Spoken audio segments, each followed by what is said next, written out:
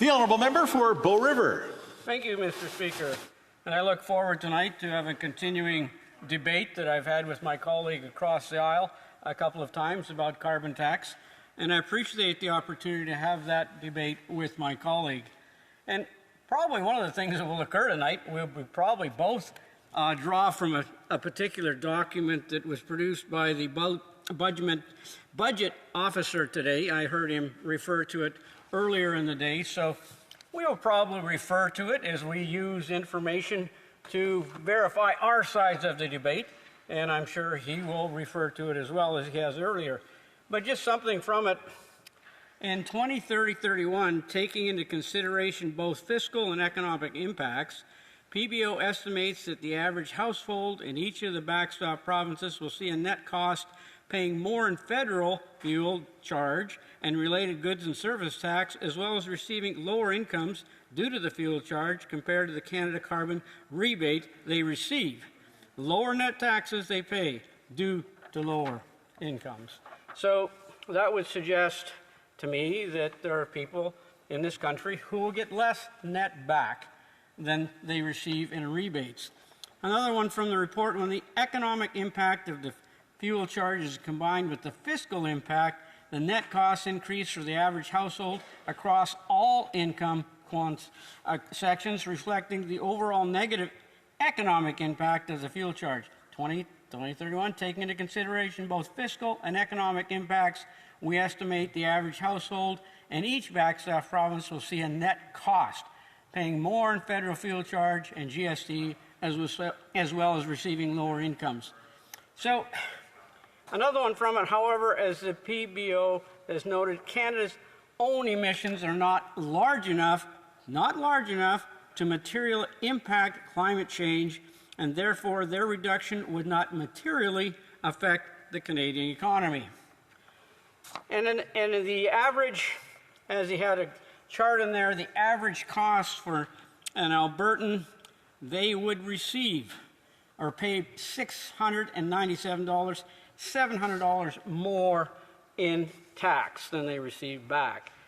So that's data from that report.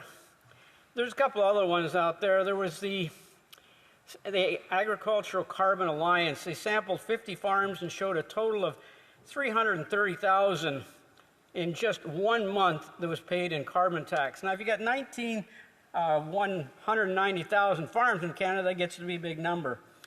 What makes it different in my riding is irrigation. And as I've said before, when I met with one particular farmer, an irrigator farmer, he paid approximately $100,000 in carbon tax a year. Saw the bills he had, went through it with him. I've got hundreds of irrigated farmers in my riding. So if you multiply that number, the amount that's paid out in carbon tax from irrigation farmers, there's no rebate on what they use for power to do this, no rebate. It's the piece, and no exemptions. So the irrigated farmers in my area who produce high quality crops, it's huge. So what they say to me, why do the EV production get a $50 billion subsidy when we have to pay a huge carbon tax?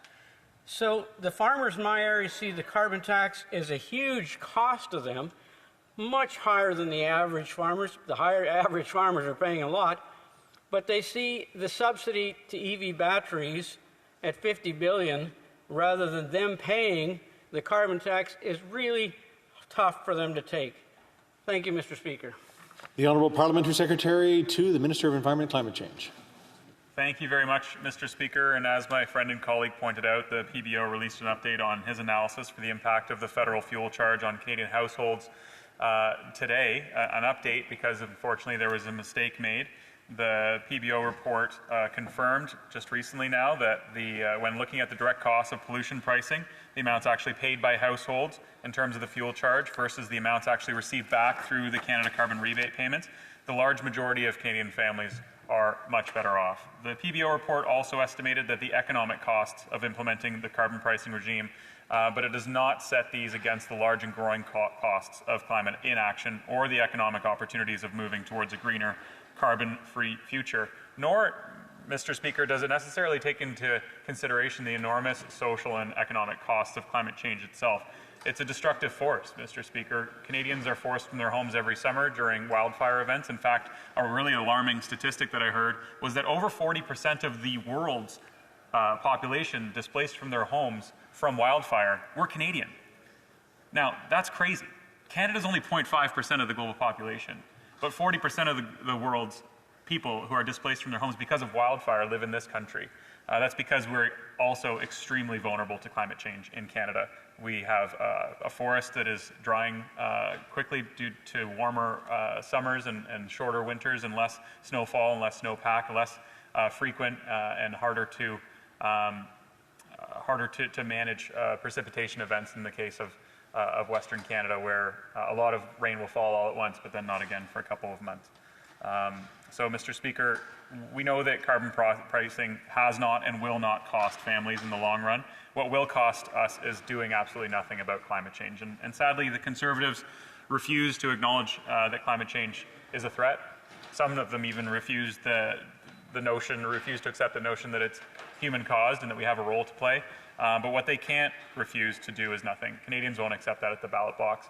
Climate change has been an issue when Canadians go to the ballot box, and I think the Conservatives are really underestimating how much people care about fighting climate change.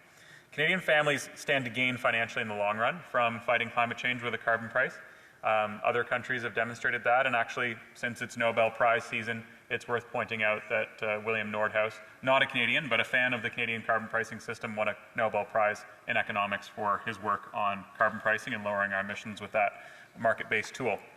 But contrary to the numbers that the Conservatives continue to peddle, the Commission concluded that carbon pricing would in fact boost Canadian incomes on average by $3,300 or more in 2030 than if they took an alternative approach and did absolutely nothing.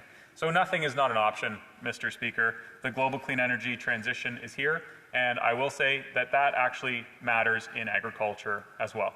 We have been on this topic, my colleague and I, a couple of times with respect to propane-based irrigation.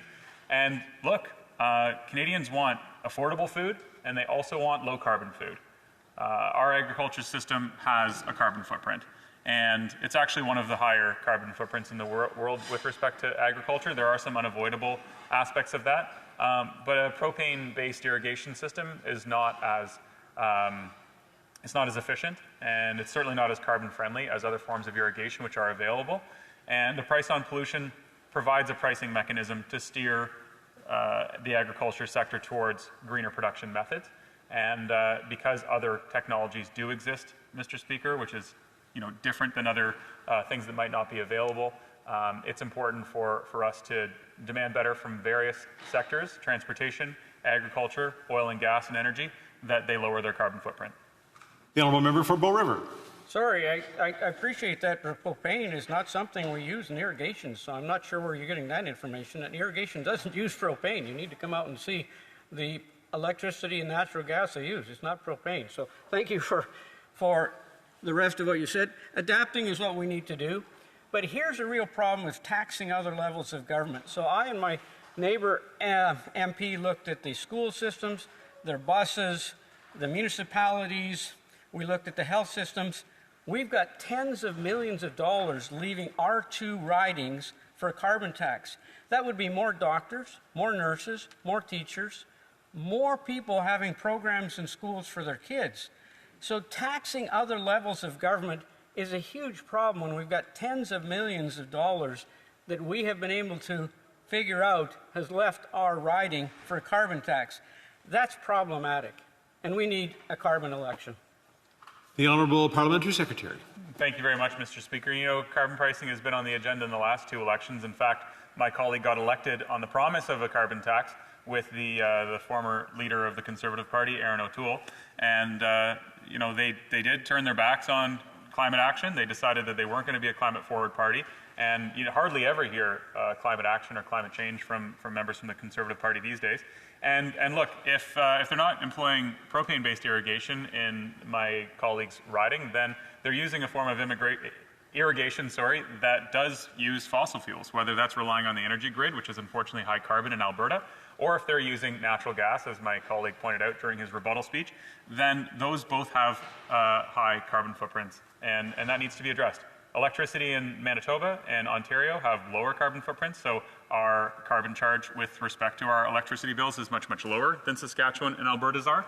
We need to move towards a no-coal, low-carbon energy grid, and unfortunately, as my colleague pointed out, Alberta's is high, and if he wants to talk about education and healthcare, he needs to talk to Premier Smith, who has hardly ever mentioned those two issues as long as she's been Premier.